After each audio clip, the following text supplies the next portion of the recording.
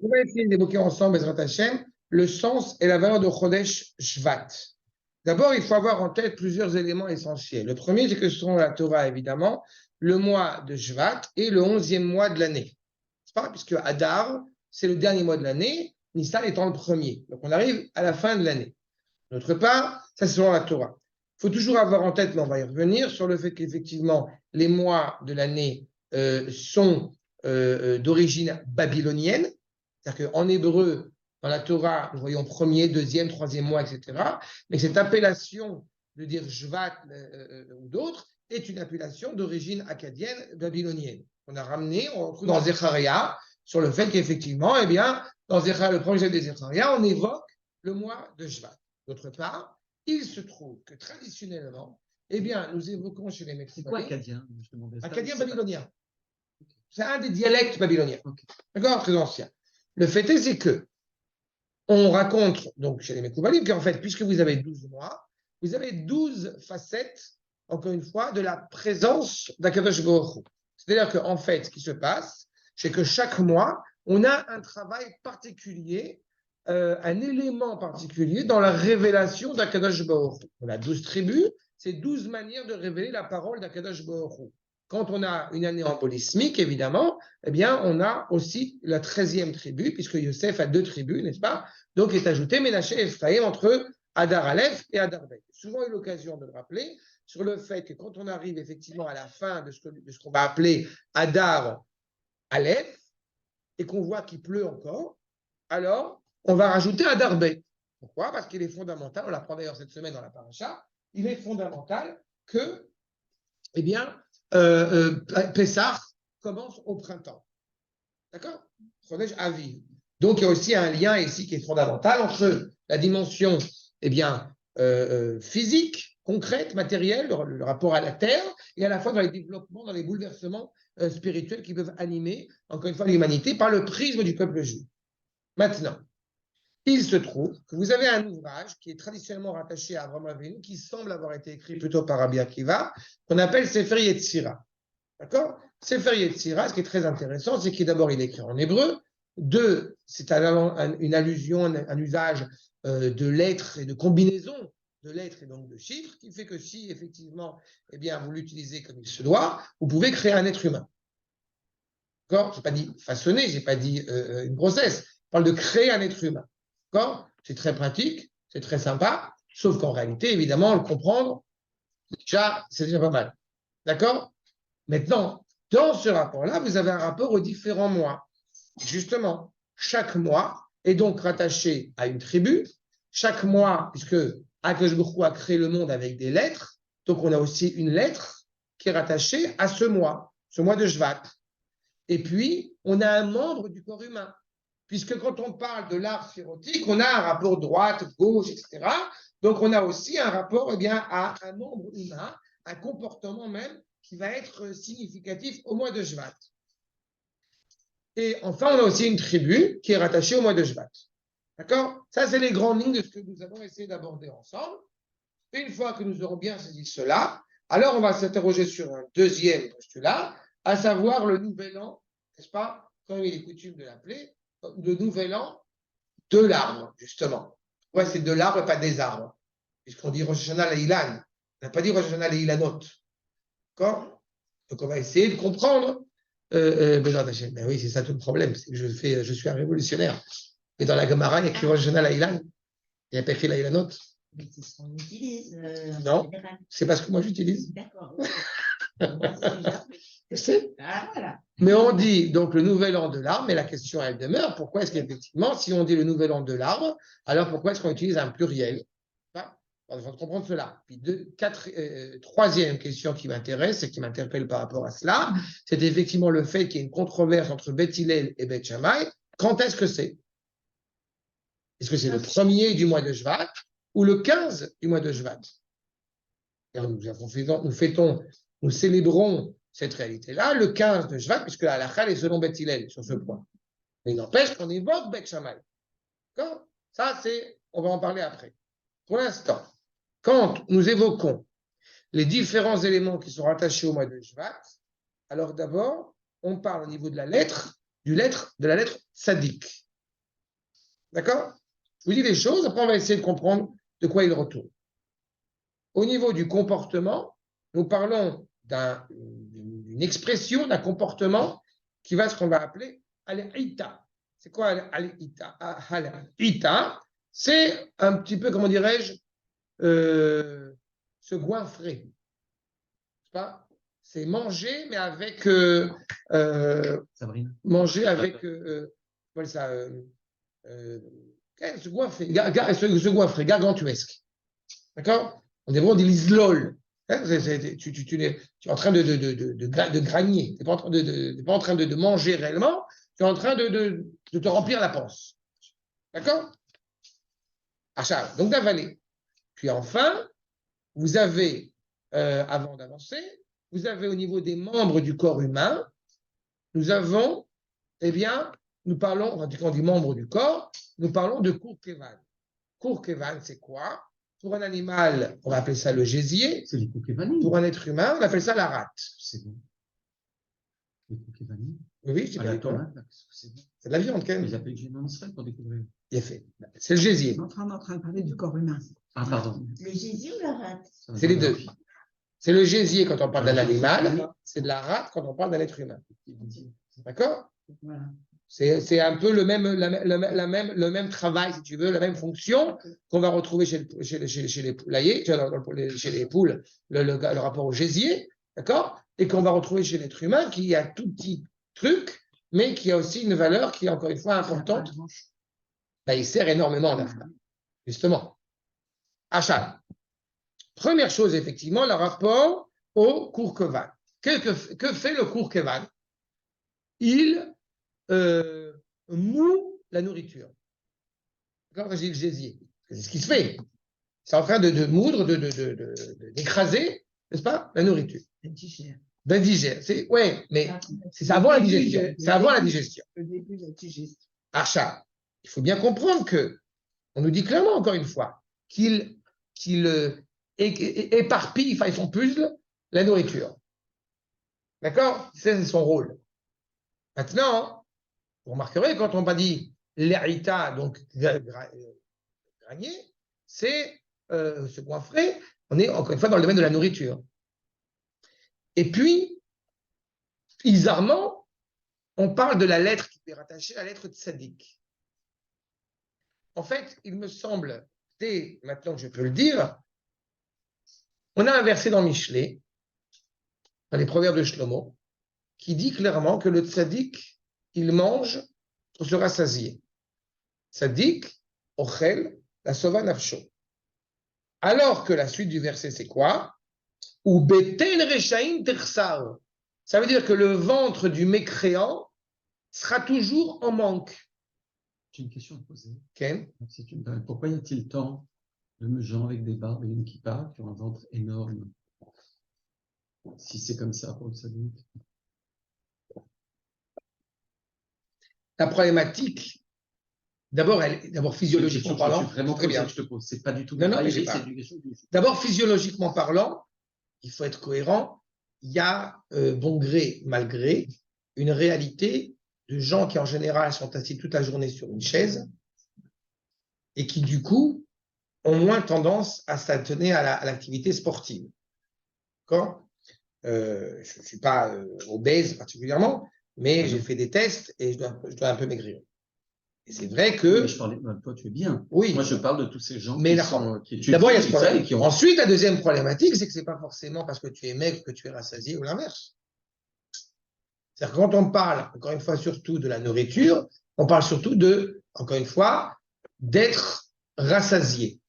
Tu as aussi une déformation hormonale, tu as plein de choses qui existent en ligne de compte. Et puis, tu as un troisième point, évidemment, qui rentre en ligne de compte, c'est effectivement à quel point la personne, elle est consciente de la valeur de la nourriture qu'elle va consommer.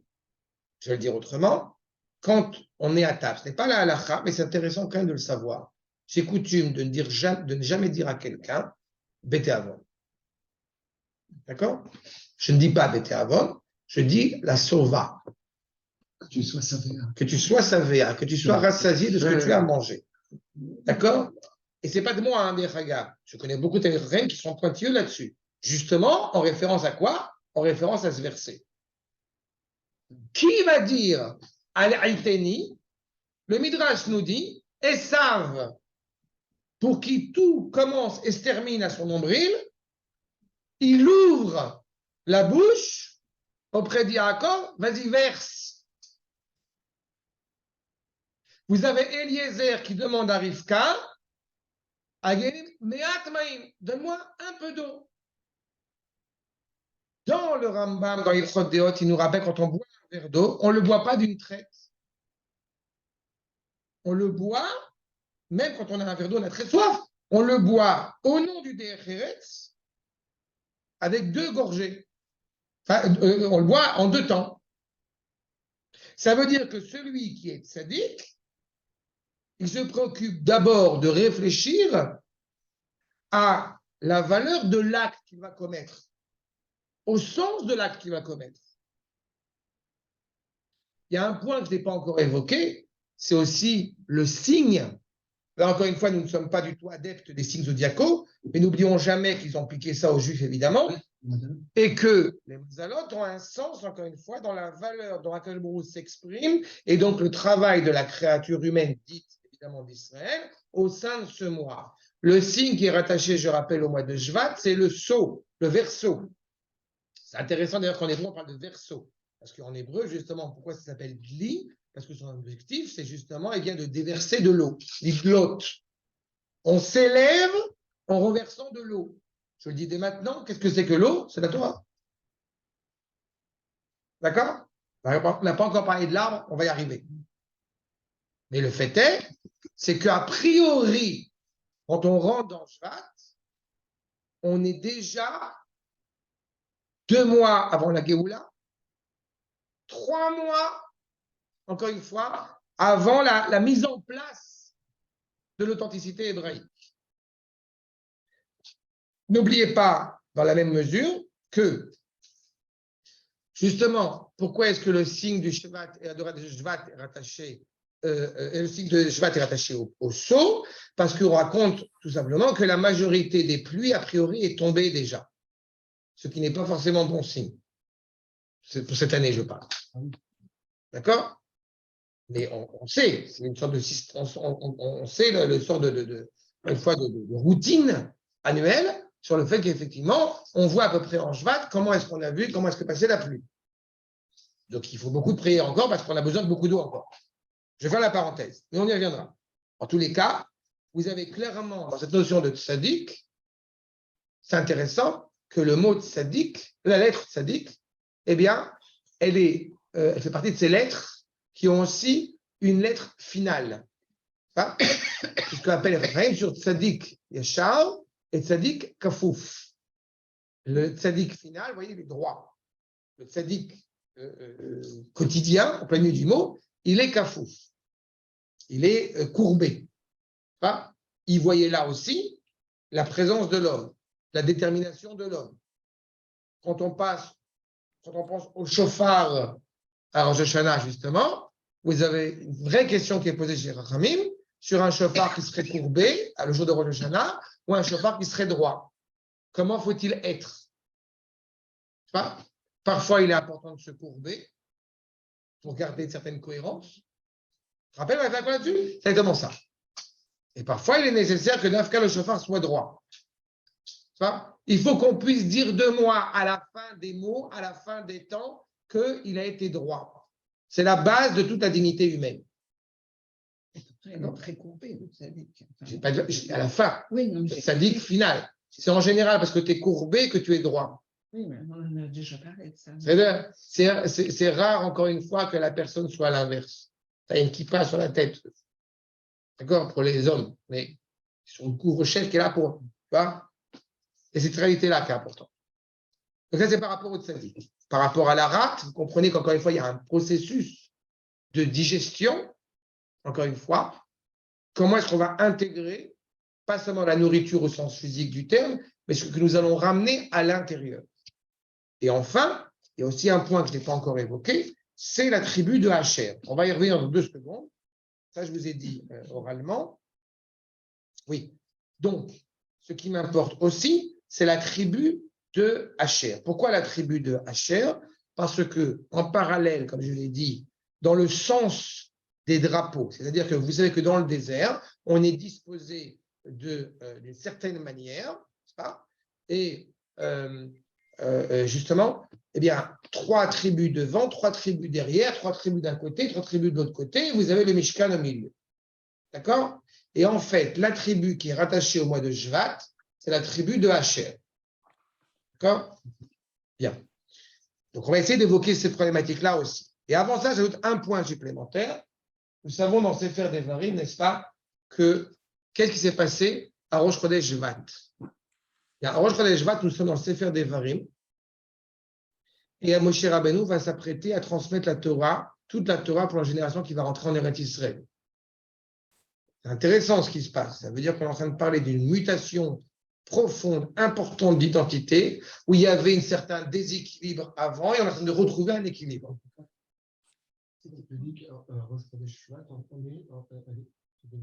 Quand tu cherches les événements dans la Torah, où on voit qu'il y a l'apparition pas de mois Shvat, en tout cas le 11e mois de l'année, eh ben, tu découvres qu'en fait, Ah oui, parce qu'ils sont sortis. Ils sont sortis. Ils sont sortis de Pessah. C'est ça? Exactement. Ils sont sortis à Pessah, n'oublie pas qu'il y a eu 38 ans qui sont produits, et on arrive effectivement les 39 jours du Sefer Devarim, où il est clairement inscrit, encore une fois, que Moshe Rabbeinu va s'exprimer, n'est-ce pas, auprès de Ham Israël pour lui transmettre les derniers enseignements importants, et c'est donc le début de Sefer Devarim, et on est Rosh Chodesh Shvat. Donc on voit là aussi quelque chose qui est intéressant, encore une fois, dans la dignité du peuple, tel qu'il doit être, une sorte de préparation. Mais je vais y revenir à ça dans quelques minutes.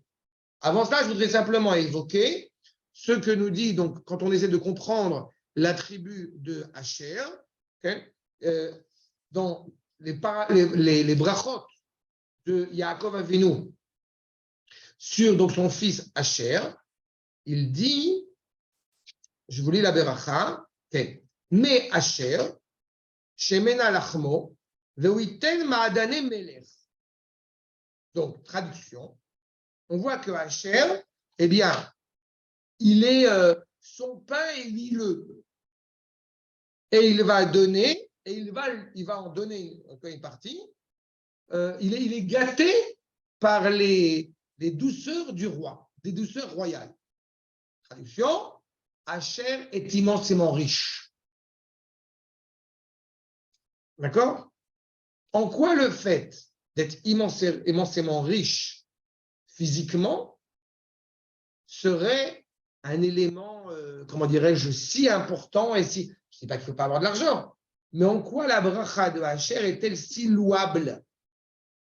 Plus que ça, dans le Sefer Devarim, quand Moshe Rabbeinu va faire la bénédiction sur la tribu de Asher, parce que vous savez qu'il y a la bénédiction de Yaakov sur ses enfants, et on retrouve dans un Taberacha la bénédiction de Moshe Rabbeinu sur les tribus d'Israël. Rashi nous dit, dans notre passage ici dans Parashat Vayechi, Ma'achal Abba, Michelko shel Asher, Yeshemen sheyu zeitim merubim bechelko. C'est quoi la bénédiction de Asher? C'est le fait qu'il soit rempli d'huile d'olive. Veu mosher shemen kemeayan. C'est une source sans fin d'huile d'olive. Et pareil dans Sefer Devarim, Vechen bicho Moshe, vetovel beshemen raglo. Il a les pieds qui sont dans l'huile. Beaucoup d'huile. Donc, Asher est un Tunisien. Oui. Ça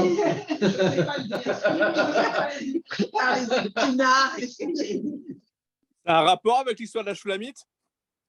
Aussi. Mais ça a un rapport avec quelque chose de beaucoup plus important. Ça a un rapport avec Serach Bat Asher. On va y revenir dans une seconde. Quel André? Oui, est-ce que l'huile d'olive a un rapport avec Hanouka? Non, mais il y a quelque chose qui s'est développé à Hanouka qui est rattaché à l'huile d'olive. On va y arriver. Dans une seconde, je vais y arriver. Est-ce que ça... Alors, je rappelle que le public n'est pas à neuf. Non, je ne l'ai pas dit. Voilà. Ah, ça. Ce que, encore une fois, vont clairement nous transmettre les Rachamim sur ce point. Et en fait, c'est ça la question d'André qu'il faut avoir en tête. Quand on parle d'huile d'olive, traditionnellement, on sait à quoi on fait référence. On fait référence à la sagesse. D'accord? L'olive est toujours attachée. Vous savez que quelqu'un qui est investi, n'est-ce pas, par un rôle public, eh bien, il est oint. Le Kohen, le Mashiach, justement, le roi, d'accord, son nom l'indique, Mashiach. Pourquoi Mashiach? Parce que Mashouach, il est oint par de l'huile, pour que l'huile, en fait, se poursuive sur sa barbe, puisque la Kedusha doit sortir, encore une fois, à l'extérieur. C'est de l'huile d'olive. Quand il est investi, alors il est comme ça. Encore une fois, la valeur de l'huile d'olive est très importante. D'abord, elle était importante économiquement parlant il n'y a pas si longtemps que ça. Et elle est aussi importante par rapport, je vous rappelle, à la Ménorah, pour reprendre la remarque d'André, par rapport à la Ménorah dans le Beth Amikdash, qui, elle, effectivement, eh bien, cette huile, elle est agrémentée à chaque fois de l'huile la plus pure qui soit. Comprenez aussi que quand on parle de Shemen Zait Zach, une huile d'olive pure, ça veut dire qu'on fait, on ne fait pas beaucoup d'efforts pour presser l'olive et en sortir l'huile. La première pression à froid. De qui parle-t-on? De Ham Israël. D'accord? Il est évident que quand on parle de l'identité hébraïque, qui est imbibée de cette sagesse par essence, l'idéal, c'est d'avoir besoin de vraiment presser à peine pour en sortir l'huile. Parce qu'on a du travail à faire pour revenir. Oui, ça sort. Parce que c'est inhérent au peuple juif. D'accord? C'est la sagesse qui est donc inhérente au peuple juif. Si vous aviez un doute, je parle de sagesse, je ne parle pas d'instruction. On parle de la sagesse, c'est-à-dire Irat Hashem, Ia Chochma. La crainte révérentielle envers Akadosh Baruch Hu est la sagesse par excellence. Tu peux emmagasiner des tonnes de connaissances et tu ne sais pas à quoi elles servent, ça ne sert absolument à rien. La qualité du peuple juif, c'est que justement, eh bien, il sait exactement pourquoi les choses existent. Parce qu'en la mesure où il est rattaché naturellement à Akadosh Baruch Hu, donc il sait pourquoi ça existe. C'est tout à fait juste. Les autres, c'est du commun. Exactement. Exactement. On peut même le rapprocher à la qualité nutritive de l'huile, puisqu'on est en train de parler. Il y a une implication physique, mais elle commence beaucoup plus profonde que ça.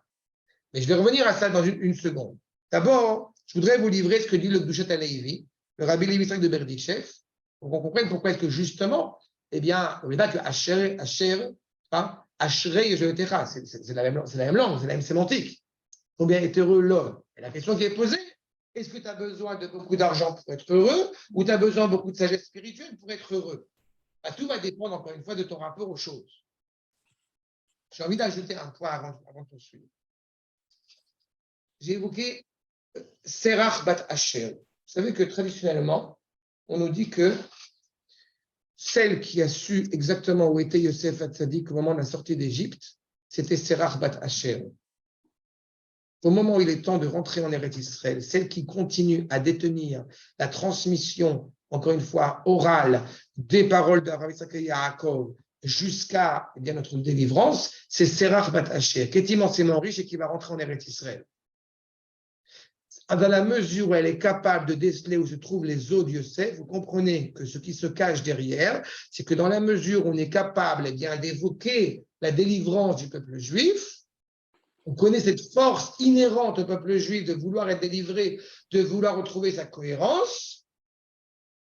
Cela est attribué à la tribu de Hacher. D'accord? Attends, je pose une question tout de suite. Qu'est-ce que ça change? Je le dis maintenant, mais on va y revenir après. Qu'est-ce que ça change si c'est le 1er Shvat ou le 15 Shvat? Et quel rapport avec l'arbre? Je mets ça de côté. Je poursuis pour l'instant sur ce sens de la Beracha. Dit le Gdushat HaLevi, qui a Adam betovato, az yeikar hatanug shelo, ma she'abore yesh lo simcha mitovato. Le Gdushat HaLevi nous dit, l'homme qui encore une fois se préoccupe de prendre plaisir aux choses, est-il conscient que cette joie, eh bien, il la puise chez Akadosh Baruch Hu? Pour l'instant, ce n'est pas le problème si tu as une Ferrari ou un couscous ou un Sefer HaKodesh. C'est conscient de tout tu puises cette cohérence, ce plaisir, ce bonheur. Me'acher, shmano alacha, maletouv, ce pain qui est huileux, il est plein de bonnes choses. Ve'ui tel ma'adane melech. Pourquoi ma'adane melech? Pourquoi des douceurs royales? Parce que l'essentiel de la douceur que tu vas puiser, tu la puises chez le roi.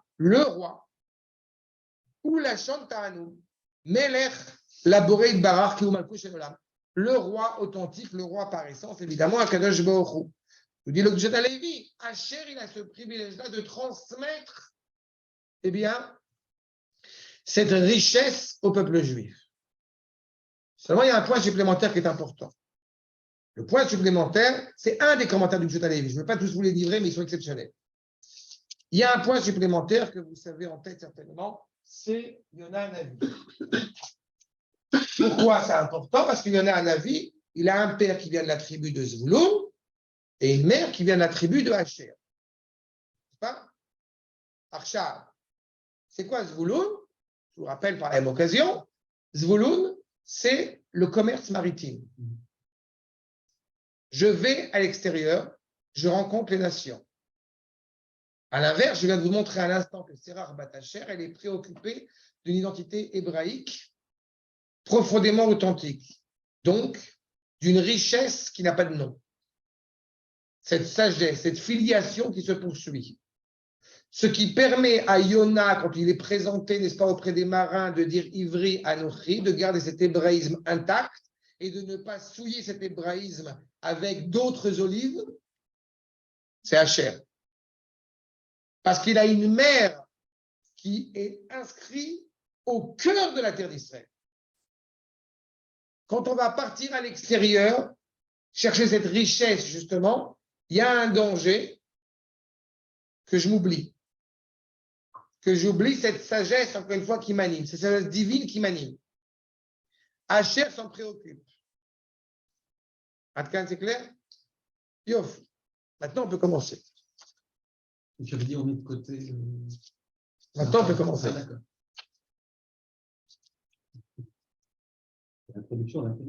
C'est le liminaire, c'est le préliminaire. Maintenant, c'est le liminaire. Après, on faut qu'on fasse ça, mais c'est pour eux. C'est bien. 1, 2, 3, 4. Quel bravo. C'est bien. Peut-être qu'on le tranquille. C'est bien. Tout va bien. Donc, Vous pouvez mettre une photo, s'il vous plaît, sur le groupe. je vais t'envoyer la feuille, mais je vais traduire tout de toute façon. Je t'enverrai la feuille après parce que je n'ai pas la feuille. Ok. Pas bataille. Première chose, puisqu'on voit encore une fois la personnalité d'Asher, comme on l'a développée à l'instant. Vous comprenez encore une fois, quand on a Esav, qu'on a évoqué avec Aïtani, on a encore une fois cette ambivalence. Est-ce que je veux être digne de celui qui doit être, ou au contraire, je veux rester en arrière? D'accord? N'oubliez pas un détail que si on parle, je le dis dès maintenant, si on parle des arbres au mois de Shvat, il ne se passe rien chez les arbres. Extérieurement, il ne se passe absolument rien. Tout est tombé. Mais tout est tombé pour préparer A. D'accord? On va y revenir. Nous dit d'abord, comme vous l'avez devant les yeux, dans le traité de Rosh Hashanah, la Mishnah, Arba Resh Shana Hem. On a 4 nouveaux ans, nouvel an. Bechad Ben Nissan, Rosh Hashanah la Melachim ben la Regalim. Le premier Nissan, puisque c'est là où on investit les rois et on décrète les fêtes. Tout est focalisé selon Pessah. Comme j'ai dit tout à l'heure, on veut fixer Pessah au printemps, donc tout va être fixé en fonction de ça. Bechad Be'elul, Rosh Hashanah le Maaser Behema. Premier Elul, on prend la 10e, n'est-ce pas? La dîme de notre troupeau. Je vais vous faire tout de suite remarquer que les Melachim et les Regalim, c'est un pluriel. Maaser Behema implique qu'il y a un troupeau. Pas? Rabbi Eliezer et Rabbi Shimon Omrim, Bechad Betishri, Rosh Hashanah les Shanim, encore une fois, fixer les années, passage d'une année à une autre, Vela Shmitin, Shmitin donc Shmitot, Yovalot, jubilé, pluriel. les Netia, les Yirakot. Planter les légumes. Bechad Bishvat, il est notre propos. Le premier Shvat, Rosh Hashanah Laïlan. Tu vois que c'est la Mishnah. On a un problème. Pourquoi c'est un singulier? Rosh Hashanah Laïlanot? Non, Laïlan. Mais c'est quoi, c'est l'heure du sabbat? J'ai rien dit encore. Non, je te fais. Ilan, c'est un arbre. Non, mais pourquoi en plus on dit Ilanot? Ou Ilan? C'est quoi la différence avec Etz? C'est important. Alors vous allez me dire, bon, c'est des synonymes. Parce que si on va selon les enseignements traditionnels, ça n'existe pas, les synonymes en hébreu. Chaque mot a un sens bien précis. Top. Kedivre Bet Shammai, c'est donc le premier Shvat. Bet Hillel Omrim, Bechamisha Asarbo. Bet Hillel, le 15. Top. Vous comprenez déjà, et je reviens sur un point essentiel, sur la valeur de Rosh Chodesh. Rosh Chodesh, comme son nom l'indique, c'est à la tête du mois. C'est le jour le plus important. C'est le moment où on a une mutation, comme je l'ai dit, une mutation d'identité, une mutation de valeur. Donc on se préoccupe encore une fois de savoir qu'est-ce qu'on va travailler, qu'est-ce qu'on va améliorer, qu'est-ce qu'on va faire progresser à l'échelle du peuple. Parce que là, encore une fois, quand on parle des fameux signes zodiacaux, ça n'a rien à voir avec ce qu'on est en train d'évoquer maintenant. C'est qu'est-ce que le peuple juif va découvrir, va révéler dans son identité ce mois-ci particulièrement. Oui, tu peux évoquer la différence entre Chodesh et Shana, entre Hadash et Sheni. Et c'est très intéressant que tu soulèves maintenant parce que dans Shana, tu as deux termes, tu as deux sens. Le premier, les Shanot, qui veut dire. Non, justement, dans les Shanot, tu as cette application des deux termes. Ça veut dire à la fois changer, mais ça veut dire aussi répéter. Et le Sheni, c'est le deuxième, du premier. Alors que Chodesh, c'est Hadash. Nous, on voit cette semaine, c'est la parole de cette semaine. Chodesh Rishon Yelachem. La première mitzvah que le peuple juif a pris sur elle, c'est, je ne répéterai jamais assez, c'est de fixer son propre temps, son propre mois. C'est pour ça qu'il est très important d'utiliser en permanence la date chrétienne, puisque, voilà. C'est bon pour la petite couche supplémentaire? Tous les mois, il y a un changement des Il y a quelque chose d'important à révéler chaque mois. C'est un renouvellement. C'est un renouvellement, puisque la lune se renouvelle, mais en plus de ça, tu as quelque chose de particulier qui se renouvelle à chaque mois. Il existe depuis déjà quelques années sur mon site, mais là, j'ai demandé à celui qui m'a fait le site Baruch Hashem, Germain Espoto, de me faire bien lire la rubrique, parce que Baruch Hashem, j'ai quasiment pas encore sur tous les mois, mais je vais le faire, j'ai un cours sur chaque nouveau mois. C'est là. Donc, chaque mois, il y a vraiment essayé de traiter en profondeur qu'est-ce que les Raphaël sur la valeur du mois en question. Donc, tu as Tammuz, tu as Av, tu as Nissan, tous, je suis en train de les faire. Et je les fais tous. D'accord? Maintenant, le fait est, c'est que je répète, on s'interroge sur qu'est-ce qui se passe au mois de Shvat. Qu'est-ce qu'on doit renouveler? Mais il est clair que ça a une implication pour nous. On n'est pas la même personne avant la sortie d'Égypte et après la sortie d'Égypte. Avant le don de la Torah et après le don de la Torah. On n'est pas la même personne. Vous comprendrez aussi, vous conviendrez aussi que avant d'arriver à Nissan, il y a une préparation. D'accord? Je vais donner une image concrète. Un jeune couple se marie. C'est-à-dire, et il a envie d'avoir des enfants. C'est très bien. Et vous comprenez que entre le moment où il s'est marié et le moment où il a envie d'avoir des enfants, et le moment où la femme elle va accoucher, il y a tout un processus qui se met en place. Et même quand la grossesse commence à se mettre en place, on a commencé en Tishri. Tishri, on a arrêté d'être des esclaves en Égypte. C'est là. On arrive quelques mois après, donc on est passé déjà à un autre stade. On était esclave, on devient libre. Pourquoi? Parce que désormais on est en train de se marier. Avec quelqu'un de Baruch Hu. Et l'enfant lui-même aussi suit ce processus. Évidemment, à tous les niveaux. À tous les niveaux. Mais voyons ce que nous dit le Rav dans Makor numéro 2, le Rav Kook.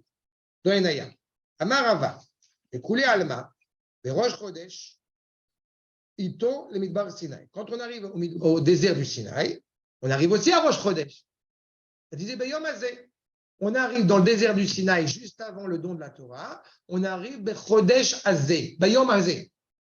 Et puisqu'on nous parle du 3e mois, 3 mois après la sortie d'Égypte de Nissan, puisqu'on dit Beyom Hazeh, sans dire de quel jour s'agit-il, on sait que c'est Rosh Chodesh. Ketiv Acha Beyom Hazeh, Baomidbar Sinaï. Ceux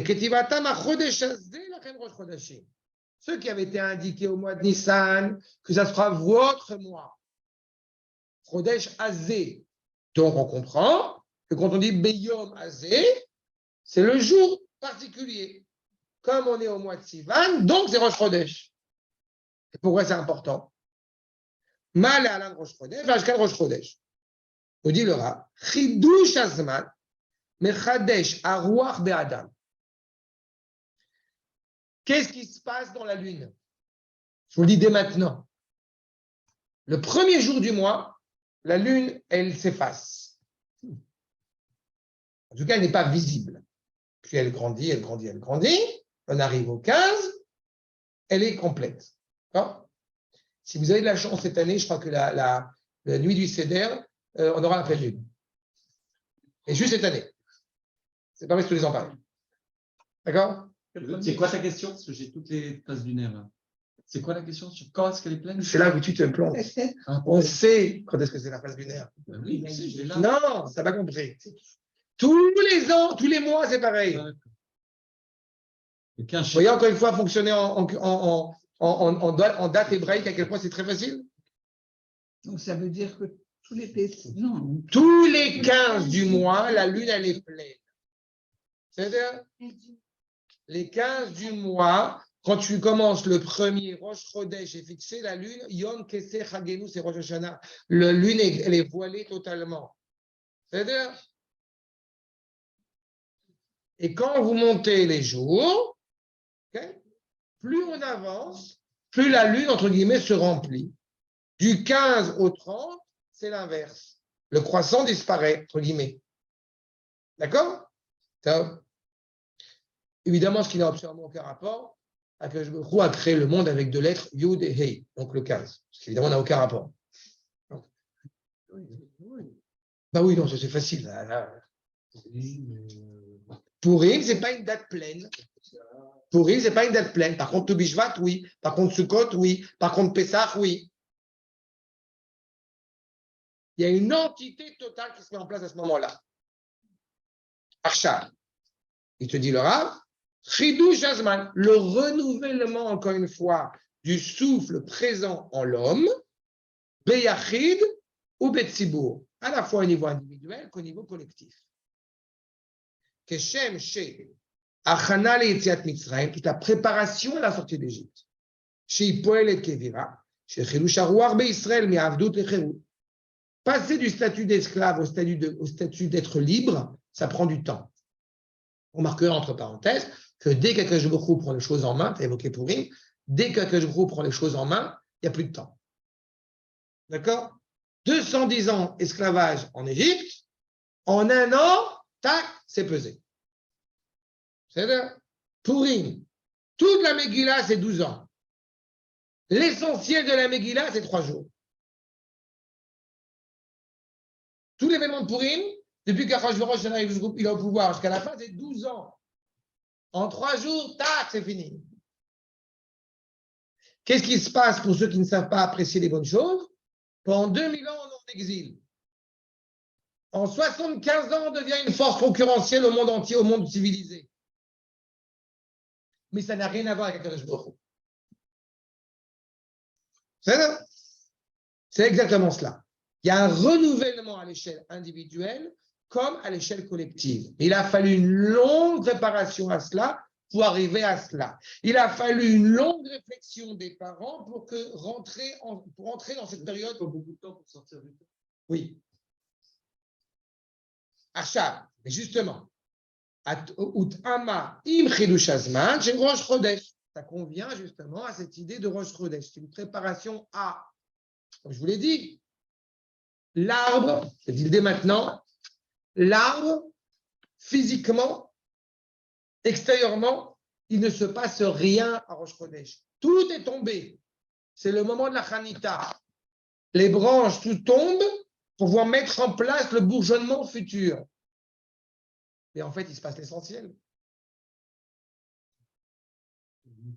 Exactement. Justement, la montée de sève, tu ne la vois pas extérieurement. D'accord? Et pourtant, il se passe un processus. Mais on va revenir. C'est quoi le rapport à l'homme?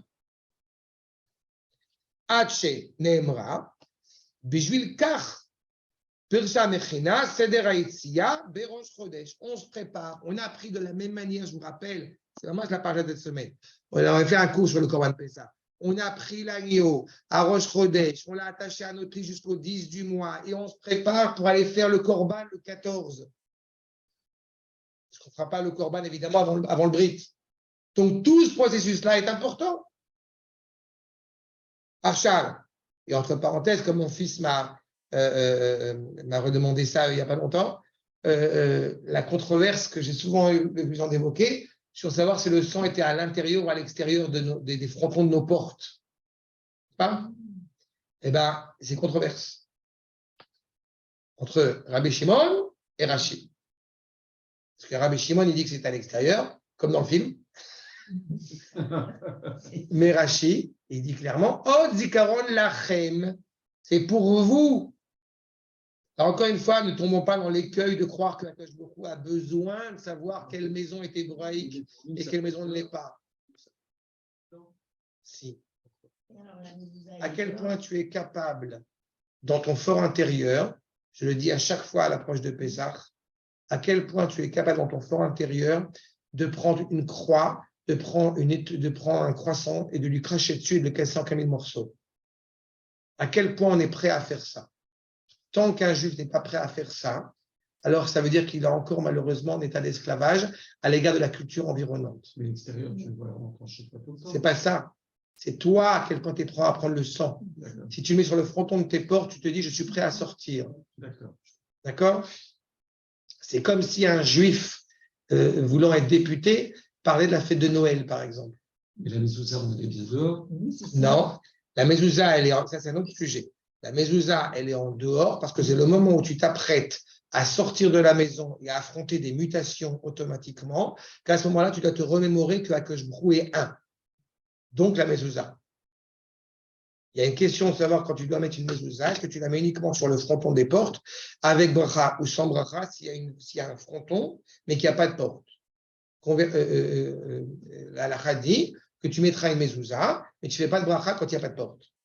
Parce qu'en fait, la vraie question est de savoir, est-ce que quand il n'y a pas de porte, est-ce qu'il y a réellement une séparation entre deux réalités, ou alors ce qu'on appelle bait parutz. C'est-à-dire qu'en fait, il n'y a plus de limite.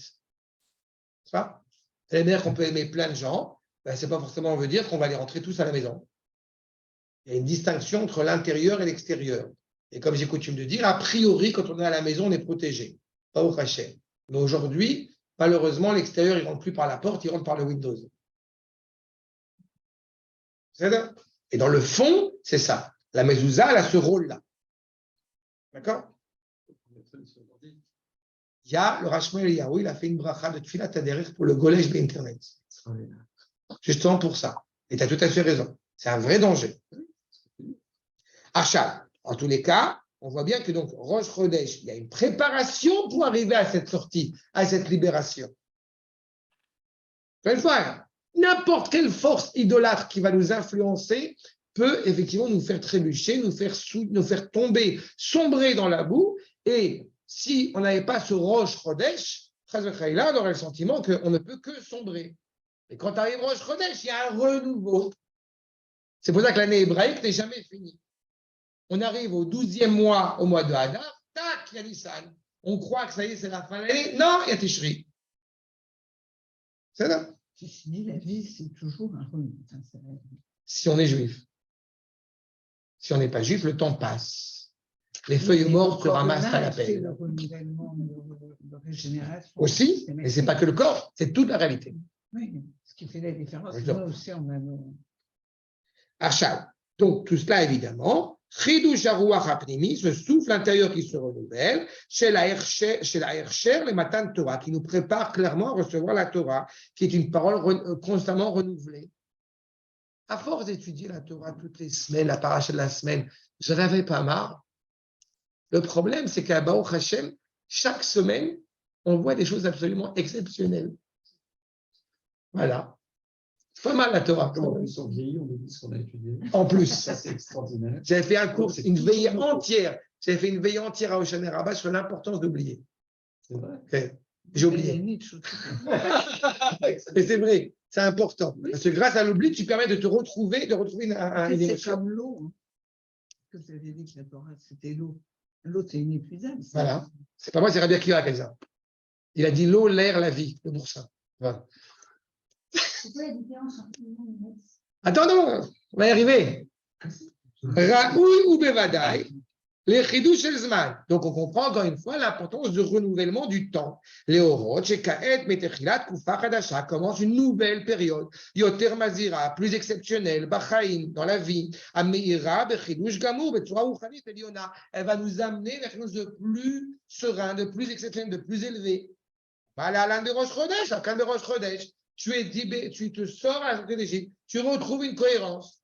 Donc, maintenant, le problème de la dignité humaine, c'est à quel point, eh bien, il se sait avoir une mission à mettre en place. Qu'est-ce que c'est qu'un Etz? Qu'est-ce que c'est qu'un Ilan?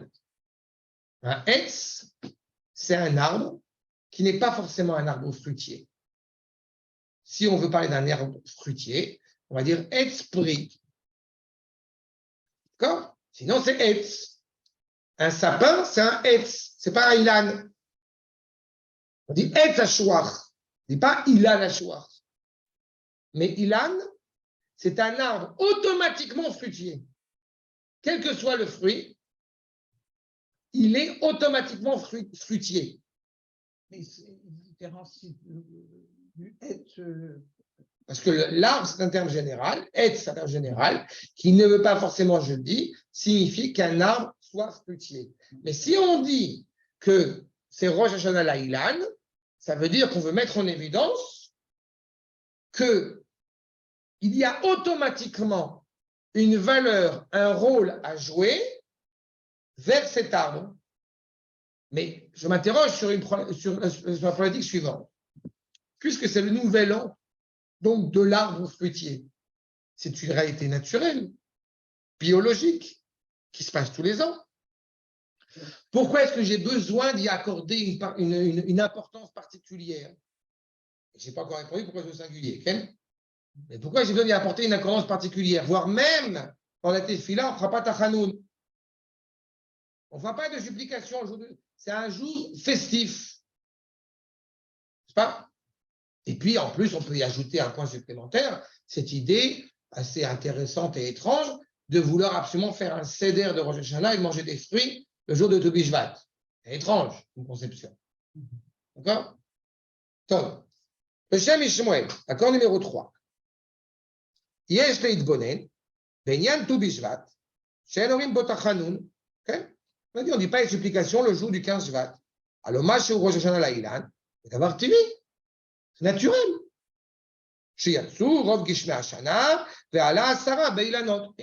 La sève, elle est montée sur les arbres. C'est une période de l'année. Donc, encore une fois, ça avance machinalement. Pourquoi est-ce qu'on donne autant d'importance? Les fruits sont tombés. Tout se prépare pour ce renouveau, ce bourgeonnement. Puisqu'il n'y a pas, encore une fois, a priori, il n'y a pas de mitzvah, il n'y a pas de sainteté. Qu'est-ce qu'il y a de particulier? L'Onès Savonès, toutes les festivités hébraïques, on découvre toujours qu'il y a eu un événement important qui s'est produit tel ou tel jour. Là, il ne s'est rien produit. Même pas quelque chose qui touche particulièrement Israël. Niré. Ou Amechaber est à Paris, l'Aaretz. Le fruit qui va sortir de cet arbre nous rattache à la dimension, encore une fois, terrestre. Vous remarquerez que l'arbre, il a comme ça de particulier de rattacher la terre au ciel, de rattacher le ciel à la terre. Autre point intéressant, si vous ne mangez pas des fruits de l'arbre, eh bien, c'est destructeur pour l'arbre. C'est un des rares aliments, voire le seul, qui n'implique pas une destruction pour consommer, pour se nourrir, pour subvenir à ses besoins. Au contraire, n'est-ce pas? Quand on mange de la viande, on est obligé de tuer une bête pour manger de la viande. Frita, etc. Le lait, il n'empêche. Non, c'est pas, pour le lait, c'est pas vrai. Et je vais te dire un truc pour le lait. C'est pas totalement vrai ce que tu dis. Parce que le lait ne t'est pas réservé à toi. Le lait, il est réservé à son veau. Et à force de vouloir absolument accroître exactement. À force d'accroître, puisque tu sais bien évidemment que comme tous les mammifères, il produit du lait parce qu'il en a besoin. Et comme on veut subvenir aux besoins de l'homme, donc on a fait en sorte que les vaches produisent constamment du lait, ce qui a fait que malheureusement les vaches sont lourdes et qu'on est obligé de les libérer en puisant le lait, en tirant le lait, et qui fait qu'effectivement, eh bien, on leur tire. C'est-à-dire que naturellement, la vache produit vraiment du lait. D'accord? Mais les légumes qui poussent, tout ça. Il n'empêche que tu as, encore une fois, les légumes, c'est un petit peu plus nuancé, mais il n'empêche que tu es obligé, d'une certaine manière, de détruire un petit peu la terre pour replanter de nouveau ce que tu n'as pas avec le cas avec les fruits. Au contraire, je dis non seulement ce n'est pas nuisible, non, en plus là, c'est ce qui serait nuisible pour l'arbre fruitier. La preuve, c'est que les fruits tombent. Ce qui serait nuisible pour l'arbre fruitier, c'est de laisser les fruits sur l'arbre. Et l'olive, bien sûr, est un fruit. Oui, bien sûr. D'accord? Alors justement, donc c'est ce qui rattache le fruit à la terre. Maintenant, quand je dis qu'il est singulier, regardez la suite. Umemutsa, ben haaretz, l'a pris. Le fruit, n'est-ce pas? Ce n'est pas de la terre. La preuve, c'est qu'on fait bourré-péri à Aix. Mais ce n'est pas non plus déconnecté de la terre. Une sorte de liaison qui existe à ce moment-là. Top. Là, on a cette force de reliaison, de liaison. Vous êtes conscient qu'on peut avoir une réalité qui soit profondément, je dirais, céleste, et une réalité profondément animalière, c'est-à-dire bestiale, dénuée, encore une fois, d'un rapport évolué, élevé. Top. Adam et Sassadé, l'homme est l'arbre du champ par excellence. Ah, là, ça y est. Ça y est, là, ça y est. c'est bon. Ça y est, on est parti? On est bon. Parfait. J'ai ajouté un point qui n'a évidemment même pas rien à voir. Mais là, on utilise ex. Regarde. Justement. Bah alors, Justement. La question qui va être posée, est-ce que l'homme veut se révéler dans sa dignité humaine, c'est-à-dire produire des fruits, ou au contraire, être un arbre sans finalité, sans fruits? C'est la question qui est posée à l'homme. Puisque le verseau qui doit reverser de l'eau, à quel point l'homme se remplit d'eau, à quel point l'homme se remplit de Torah, à quel point l'homme authentique est un homme qui justement s'assume comme il est avec cette ambivalence, cette volonté de rattacher le bas, la terre au ciel et le ciel à la terre. Et puis point supplémentaire que je vais ajouter aussi, il a Gematria 91. Pourquoi c'est important? Parce que on retrouve ça dans la Souka. Souka aussi c'est Gematria 91. Ce qui est fondamental dans la soukha, je vous le rappelle, c'est le srach. C'est cette fine couche qui sert de toit, où il est fondamental qu'on puisse y voir un petit peu le ciel. N'est-ce pas? Pourquoi? Pourquoi c'est ça le sens de la soukha? Quel est le rapport avec 91? 91, c'est la guématria de 65 et de 26. C'est quoi 65 et 26? C'est Shem Adnout et Shem Havaya. C'est-à-dire que le problématique, quand un homme s'assume comme étant un être humain digne de ce nom, il sait deux choses. Il sait qu'il y a quelqu'un qui s'appelle Yudke Vavke, c'est Hachem, et il sait aussi que son objectif, sa volonté, c'est de servir. Adnout, Adon. C'est comme ça qu'on le prononce.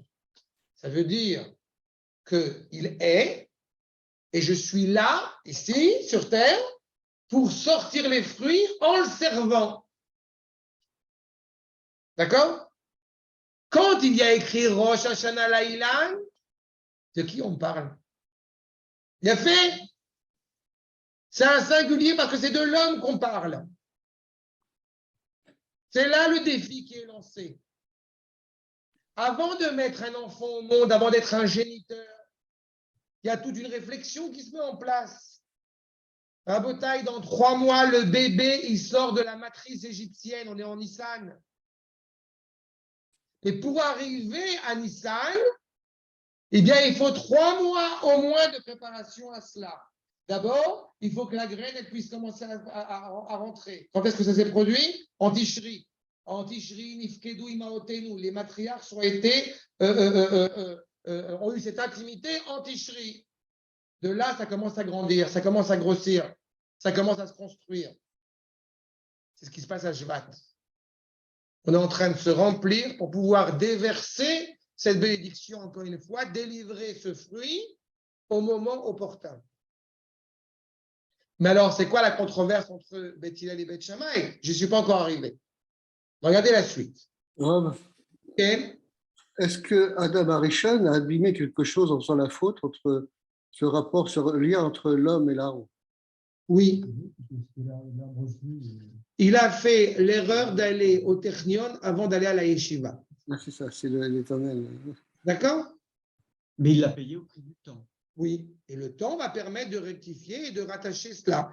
Le temps permet la maturation et la maturité, encore une fois, de l'homme qui va réintégrer cette notion essentielle et continuer à évoluer.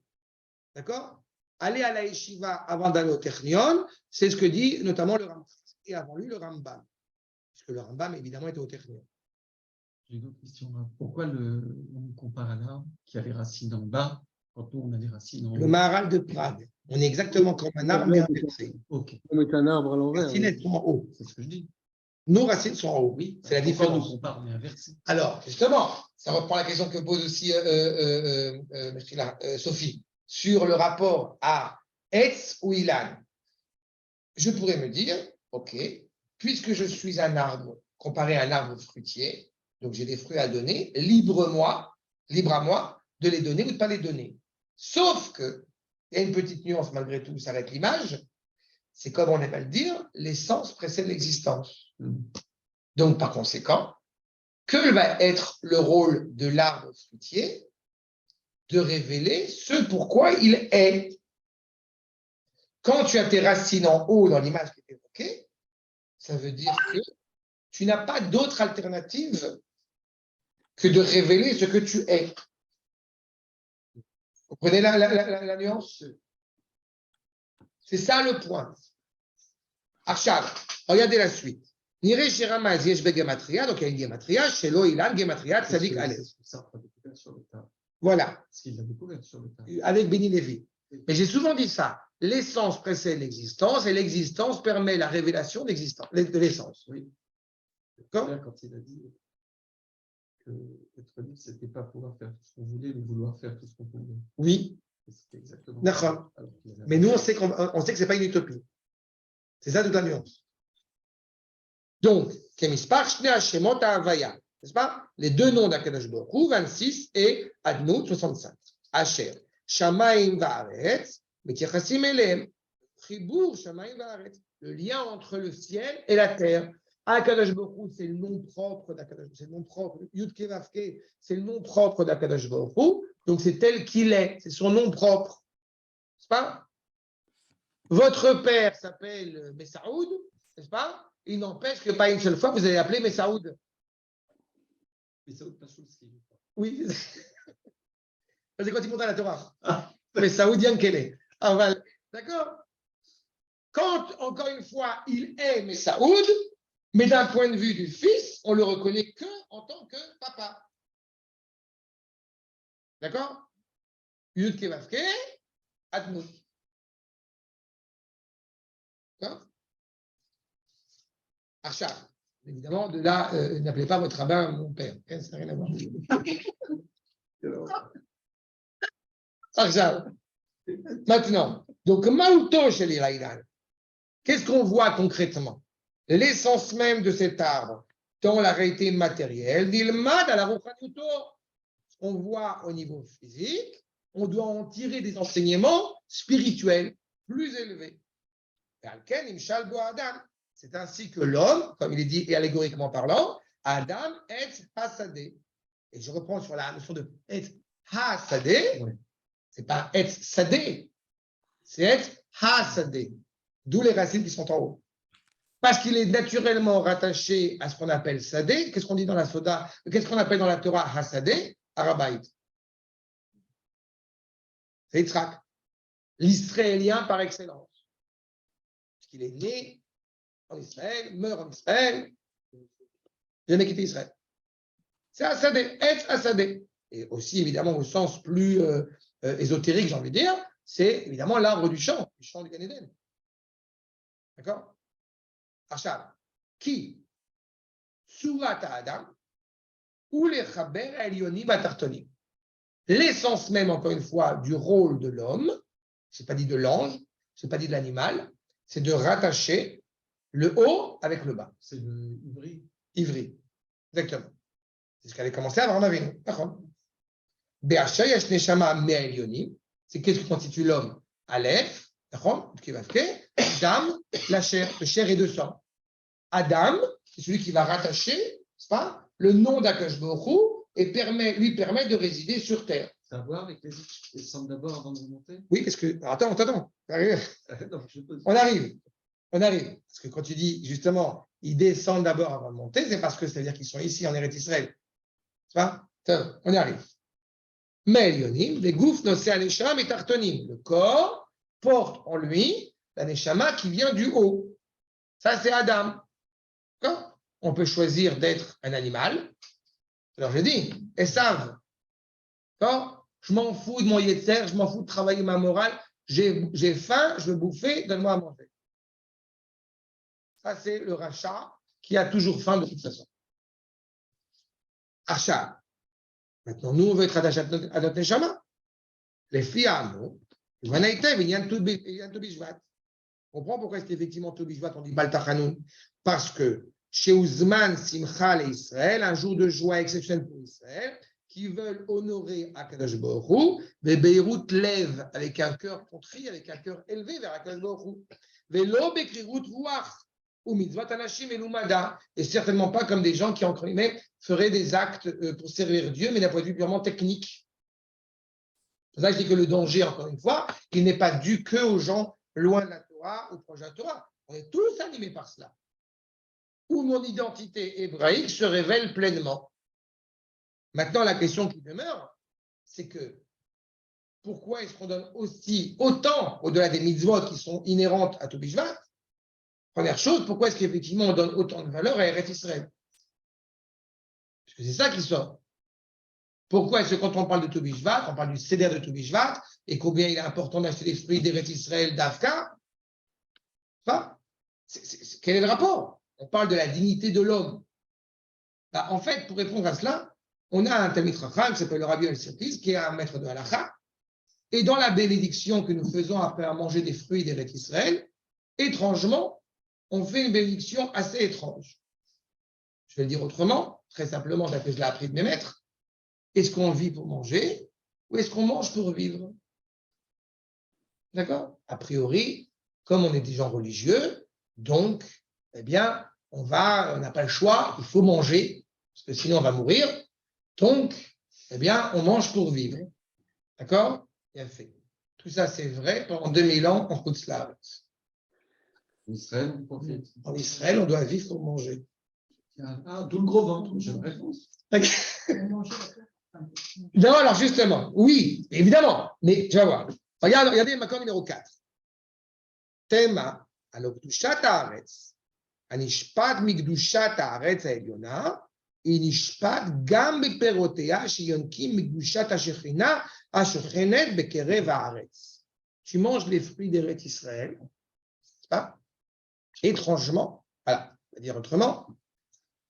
Si on avait été chrétien, on aurait dit je vous salue Marie pleine de grâce, c'est notre pain quotidien, ok? Ça veut dire qu'en fait, la réalité terrestre n'a aucune valeur et je l'élève au niveau de l'homme. D'accord? Et comme Baruch Hashem, on est juif, donc, ça veut dire quoi? Ça veut dire que quand je vais manger un fruit, a priori, je pourrais penser que le fruit n'a aucune valeur, et par le biais de la bénédiction, je lui donne de la valeur. Non. Par le biais de la bénédiction, j'évite d'être un voleur. Je le ramène à sa valeur. Je reconnais sa Je valeur. reconnais ça. Le fruit d'Eret Israël, au moment où je vais le manger, il y a, entre guillemets, un processus de profanation du fruit. Pourquoi? Parce que le fruit qui est en Eret Israël, il est naturellement animé par la Kedusha. Eret Israël n'est pas une terre sainte, elle est une terre qui est animée par la sainteté. Quand je vais manger les fruits d'Eret Israël, je veux boire la sainteté d'Eret Israël. Ah non, c'est pas vous, c'est vrai. Nerol Bepria, je veux me rassasier de ces fruits à elle. C'est-à-dire que nous aussi, Mais on fait aussi la kadosh alors. Mechila. Évidemment. Am Israël, Goy Kadosh. La bracha, on la fait aussi sur les fruits de l'étranger. Oui, mais justement, tu les fais, mais pas que les fruits d'étrangers. Il y a fait meilleur, sauf que tu dis un détail intéressant. Tu dis pérotéa. Quand tu parles des fruits, tu as fait une petite erreur. C'est que quand tu as parlé de la pomme, tu ne fais pas pérote à la fin. Tu ne fais de bénédiction sur les fruits, bracha achona, sur les fruits, uniquement s'il s'agit des 7 fruits dont s'est enorgueilli la terre d'Israël dans sa beauté, dans sa valeur. Tu manges une grenade d'Amérique, tu vas faire alperotéa. Même pas sûr d'ailleurs. Et pourquoi tu feras malgré tout alperote, pas pérotéa? Pourquoi? Parce que la grenade rappelle la sainteté des rêves d'Israël. Mais tu ne fais pas sur la pomme. Mais tu fais bourrer les fachos. Tu le fais Tu fais bourrer Péret avant, mais je parle d'abord après. Justement, tu as un processus de profanation parce que tu vas te nourrir de la pomme. D'accord? Pour éviter d'être voleur, tu dis je reconnais que la pomme que tu as créée pour moi, c'est absolument exceptionnel. Toi, maître du monde. Et après, quand tu as bien mangé la pomme, tu retrouves à cette cohésion. Mais quand on parle d'un fruit d'Eret Israël, tu as une bénédiction effectivement avant et une bénédiction après. Tu ne l'as pas élevé. Tu t'es élevé toi. Tu as révélé la sainteté qui est inhérente à toi. Regarde, justement, regarde. On te dit, Pérotéa, Sheyonkim Mikdusha, tu bois la présence d'un Kadosh Baruch qui est présente en Eret Israël. La terre d'Eret Israël, comme j'ai souvent évoqué, c'est important cette nuance. La terre d'Eret Israël n'est pas sacrée. La sacralisation, c'est subjectif. C'est défini par l'homme. J'ai décidé ce qu'on appelle en hébreu Mukdash. Tu as un champ et tu as décidé que cette partie du champ allait au Kohen. C'est toi qui as décidé. Je t'ai rien demandé. Mais quand tu parles du Maaser, c'est Akadosh Baruch qui t'a demandé. Pour que tu comprennes à quel point, encore une fois, ce que tu es en train de manger a de la valeur. Ça a de la valeur intrinsèque. La preuve, comme on aime à le rappeler, quand les Juifs, malheureusement, ont été virés du Gush Katif, eh bien, les Arabes ont utilisé les mêmes méthodes agricoles. Ça fait plus de 20 ans qu'ils n'arrivent pas à faire sortir rien du tout de là-bas. Ah oui. Ils étaient déjà un peu nerveux avant. Rien, ils ne sortent pas là-bas. De quoi? De Gush Katif? Rien du tout. Je te signe, rien du tout.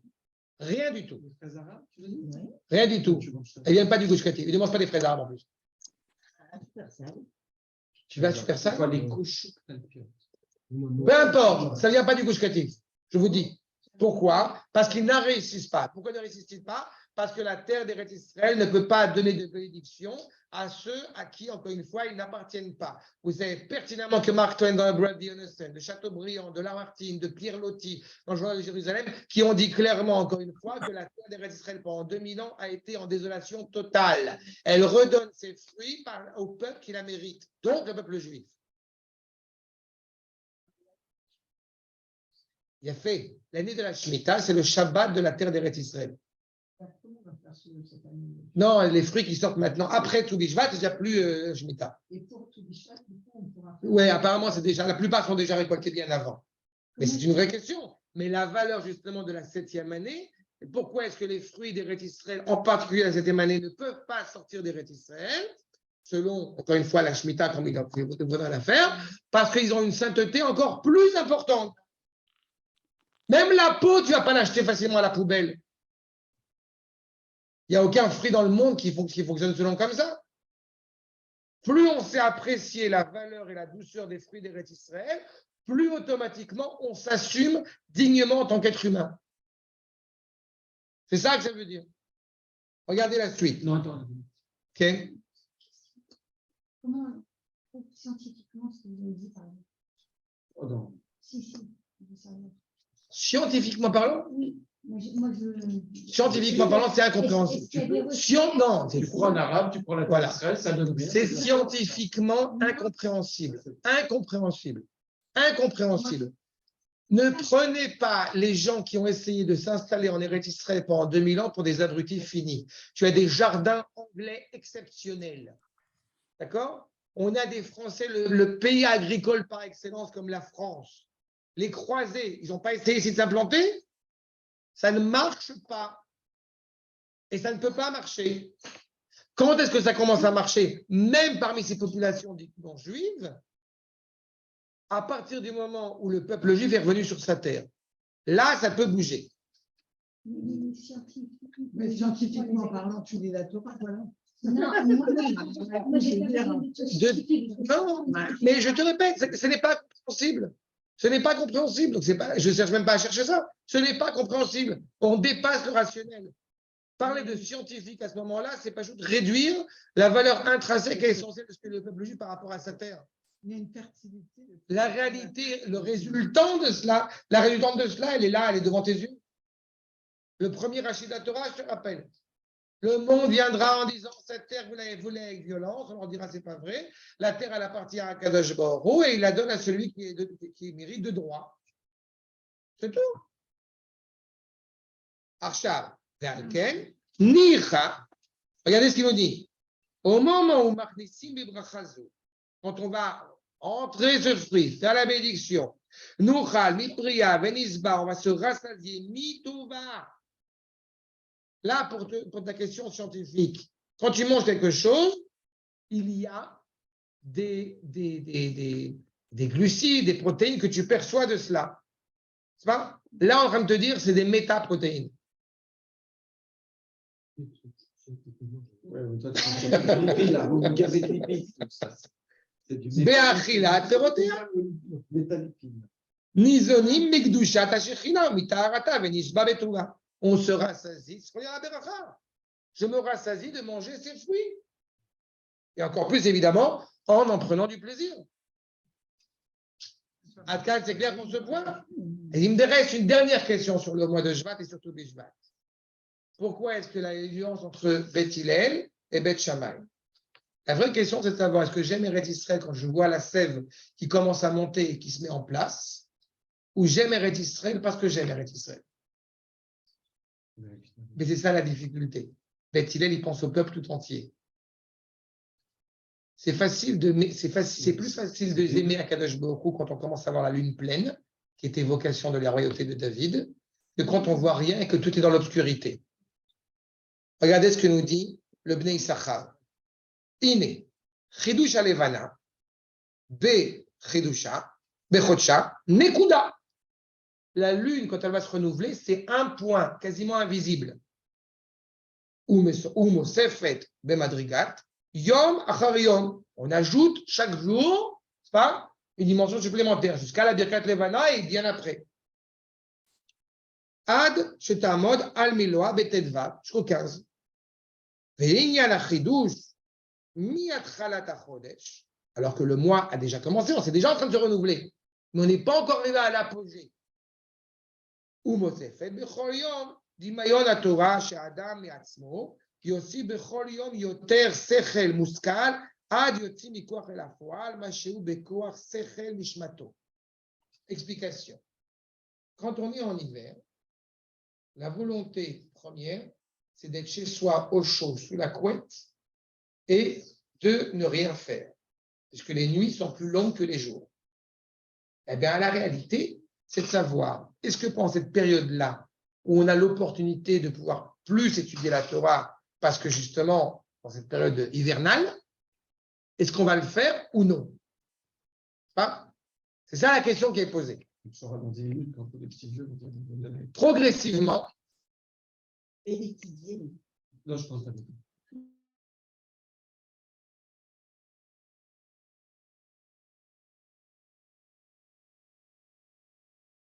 Donc, je reprends sur le fait qu'effectivement, en cette période hivernale, je vais devoir réfléchir comment est-ce que je me constitue.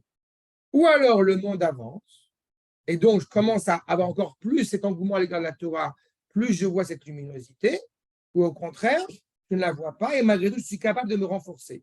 Beth Shammai, il voit l'idéal. On est attaché à cette identité par essence. Ce qu'on va appeler Sidra des Gvura, la force, la vigueur, dans cette période hivernale difficile qu'on a retrouvée chez les Talmidei Chachamim pendant 2000 ans. Être profondément optimiste chez nos maîtres dans cette période d'exil était profondément délicat et douloureux, et pourtant ils ont réussi. Exactement. Et le sang, c'est vrai que le sang qui remonte, c'est cet élan vital, ça se met en place. C'est ça, on ne se voit pas, mais c'est le moment où les arbres sont les plus démunis. Justement. Eh bien, dis-toi bien que parler de ça aujourd'hui, ça paraît facile. Et pas en 2000 ans. Non, mais pendant 2000 ans, quand tu n'as pas tu vois pas cette sève qui monte. Aujourd'hui, à l'échelle où je suis en train de l'évoquer, le Ham Israël est en train de reprendre vigueur dans son identité. D'accord? À l'échelle du peuple. Malgré tout. Vous voyez ce qu'il nous dit? Le Bnei Issachar. Je reprends. Bnei Issachar, je rappelle, c'est la mort de Dinof. D'accord? Un maître de la Chassidut. Le fait est, c'est que Adam, Meatzmo, donc de lui-même, Yosif, Bechol Yom, Yoter, Sechel, Muskal, Ad Yotzi Mikoach El Afoal, Mashu Bekoach Sechel Nishmato. Ce qui est au plus profond de l'homme, de sa Neshama, qu'il va réussir à révéler pas à pas un peu plus de lui-même. C'est la sève qui n'est pas encore en train de monter, mais elle est là. Pas qui fait que l'arbre n'est pas tombé, que l'arbre est vivant. Ou Milou Yalevana, dans cette image de la lune, donc la lune qui se révèle de plus en plus, c'est l'image de la Torah, ou d'Imayon la Torah, que Adam Idbonen, que l'homme regarde, observe, Ad Asher Lo Yotzi La'avira Olam, jusqu'au moment où le bébé va sortir. Chez Mesdames Dinoto, Kol Atora Kula. Qu'est-ce qui se passe dans la période de la grossesse? Le Midrash nous dit, le bébé, il apprend, il connaît la Torah par cœur. Quand il va sortir, il va réapprendre ce qu'il sait déjà. Il va tout oublier. Okay. Il va tout oublier. Et je rigole parce qu'il y a toujours une blague sur le bec de lièvre. Il a reçu un coup. Mais en tous les cas, le fait est, c'est qu'il a tout oublié. Il est en train de se réapproprier ce qu'il sait déjà. Cette période-là, c'est la période, encore une fois, à laquelle fait référence Beth Shammai. À quel point elle reste intacte en nous pour la révéler avec encore plus de vigueur. Beth Hillel dit, ce n'est pas facile pour tout le monde. Qu'est-ce qu'il nous dit? Mazal Dli, c'est ou Mazal Angel Israël. Le seau, comme on a dit, qui va censé être déversé de l'eau. C'est le seau, le sens, le rôle essentiel du seau, du verseau, c'est de reverser de l'eau. Et pour qu'il puisse reverser de l'eau, il faut qu'il soit plein d'eau. S'il n'y a pas d'eau, ça va être compliqué. L'eau, on a dit, c'est la Torah. Donc, l'homme qui est naturellement animé par cette volonté d'être attaché à la Torah dans son essence, il aura beaucoup d'eau à déverser. Mais celui qui n'a pas forcément rempli son seau, si je puis dire, ça va prendre plus de temps. D'accord? C'est-à-dire qu'en fait, il y a la possibilité de remplir son seau grâce à l'eau des autres. Mais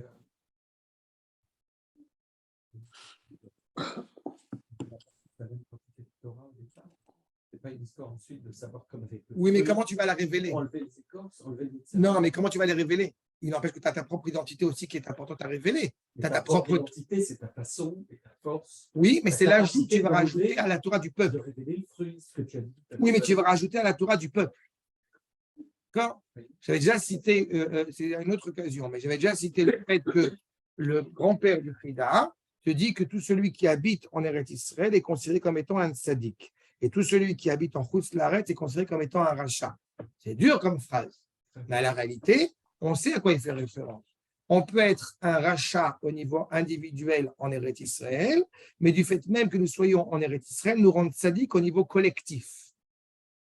Et on peut être un tzaddik au niveau individuel en Chutz La'aretz, mais ce rapport au collectif nous rend rachat. Et c'est voilà que je te dis, que le seau que tu as, on n'a pas la même quantité, ce n'est pas quantitatif.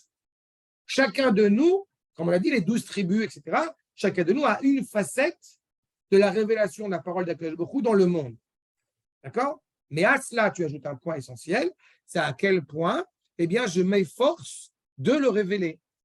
Ou alors, mais c'est ma propre facette, ce n'est pas la facette de mon voisin. D'accord? Donc, j'apporte cet édifice important qui va contribuer, qui va fructifier pour le peuple tout entier. D'accord? Il n'empêche que tu vas mettre le lien sur les fruits sur un arbre, ils n'ont pas tous la même valeur. Le premier est élément de valeur, les autres aussi. Mais, d'accord? Archab, justement, puisque c'est ça le mazal d'Israël, ou Meshua, Bad, les Maïm de Torah, l'homme d'Israël est naturellement rattaché à la Torah. À savoir, est-ce qu'il le sait? Comme j'ai dit, on est un Ilan, on n'est pas un Etz. Donc, à quel point tu es conscient que tu as des fruits à donner? C'est comme cette nouvelle mode, maintenant, où la femme, elle a choisi l'idée de ne pas avoir d'enfants. Mais c'est pas shoot antithétique avec tout ce que encore. Je ne vais pas parler de 15 enfants, c'est pas ça la question, mais l'idée que la femme choisit de ne pas être mère me paraît catastrophique. C'est toute l'antithèse, encore une fois, et pas seulement la mère, le père aussi, mais cette constitution, encore une fois, du foyer. Alken, ou Rosh Hashanah la Ilanot. Qui, Adam et Tzadé, on retrouve, qu'on a évoqué tout à l'heure, mais à Tataski, désormais, que Be'echad Bishvat, ou que d'Ivre Bet Shammai, Shumi Sitra des Gvurot, quand on est selon Bet Shammai, avant même que tu aies compris cela, tu es naturellement animé par cela et avec cette volonté de transmettre cela.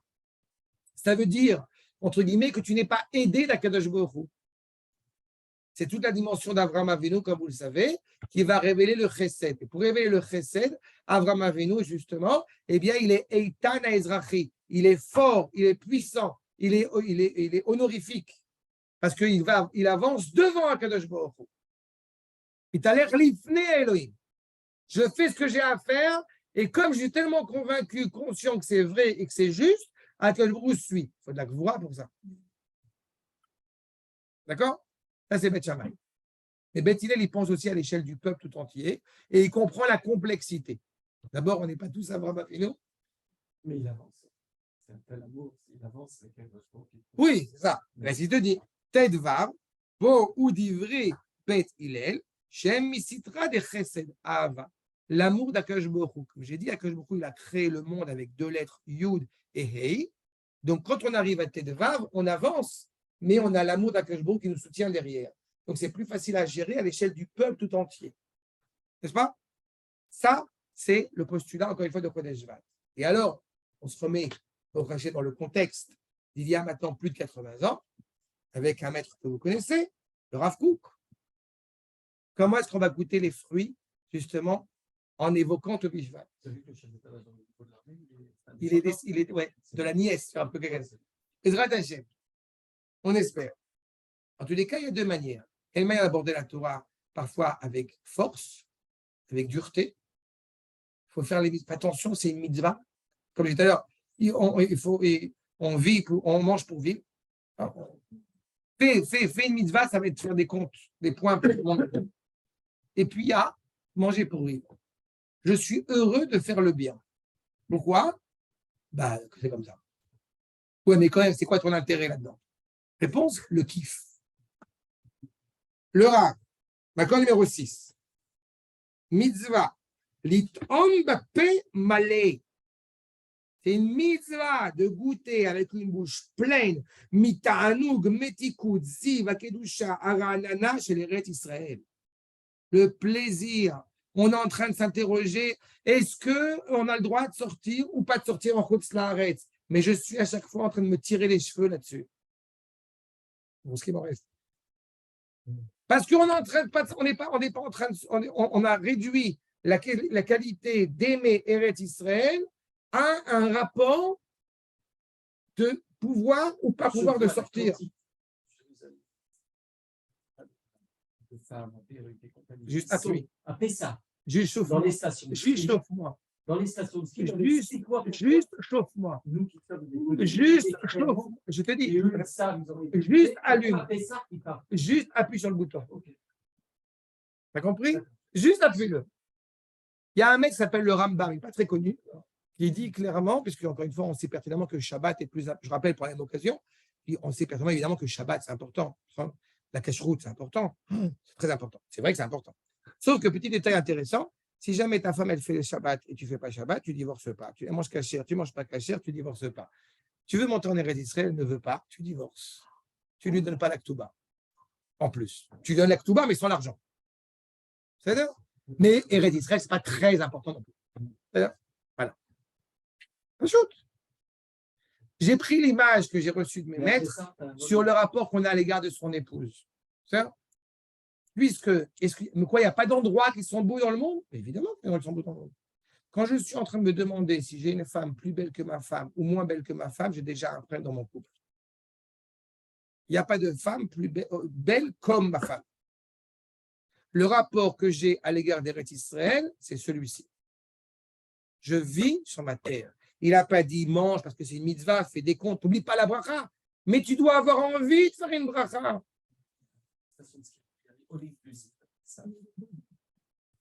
Moi, je ne vais que à Gelstalt. Le ski, c'est malheureusement, c'est mon, comment on dit, c'est mon.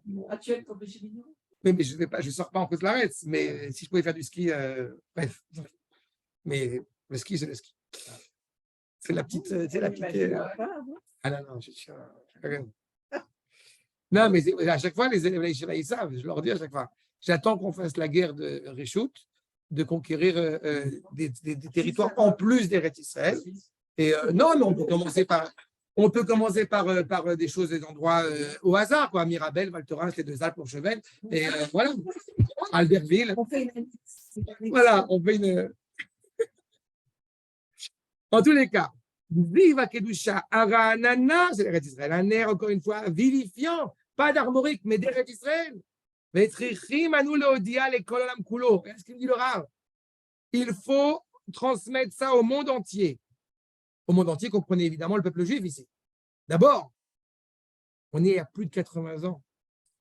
Anitsanim niru ba'aretz. On ne voit rien. L'arbre, il n'a pas sorti encore ses bourgeonnements. Ça y est, ça pousse. Et azamir igia. Le temps est venu. Il reprend un terme du Grand de Vilna sur le Kolator, la voix de la colombe, mais aussi le début de la Géoula, quand le Grand de Vilna, il a envoyé ses élèves en Eretz Israël. Kolator nishma bartzenu, la parole de la délivrance, le son de la rédemption de la terre est en train d'arriver, est en train de jaillir. Eretz neima, cette terre agréable, doreshet itbefenea, elle veut cette terre, elle est en train de redonner ses fruits, elle est en train de revivre et elle demande à voir ses enfants. Elle étend ses bras, elle étend ses bras vers elle par amour. Et c'est pour ça qu'il ajoute, Shuvu banim golim, revenez, fils qui est parti en étranger, en exil, banim nidachim, fils coincé en exil, les chik imachem, revenez vers votre mère. La terre, encore une fois, matrice, la terre maternelle, on retrouve son essence. Donc, ça prend depuis maintenant quelques années déjà, eh bien, quand on pense à Tobi Shvat, en Eretz Israël, ça prend une valeur exceptionnelle. C'est très intéressant que quand on parle de Tobi Shvat en dehors d'Eretz Israël, ça n'a pas forcément la même intensité que ça a en Eretz Israël. C'est justement pour ça. Parce que la terre est en train de retrouver ses fruits. Quand on pense à Tobi Shvat, on repense aux bisotes agricoles, on pense à la valeur du fruit. Parce qu'ils ne comprennent pas le sens. Tu sais qu'il y a un rave que je sais, il y a un rave à Lava Shalom qui était très pointilleux de faire des darim de Tobi Shvat dans les années 70 déjà, en Chutz Laaretz, avec des fruits d'Afka d'Eretz Israël. C'était très important de signifier la valeur des fruits d'Eretz Israël. Il n'est pas très connu, il s'appelle le Rav Meir Zini. C'est le père. Il y a quelque chose, François, qui s'inscrit, encore une fois, dans le peuple qui le rattache à sa terre. Retrouver Tobi Shvat, c'est retrouver la valeur, encore une fois, des méthodes agricoles en Eretz Israël. C'est pour ça que ça a autant d'implications, d'autant plus, et justement en Eretz Israël. D'accord? Adkan pour Chodesh Shvat. Oui. Ça y est, c'est clair?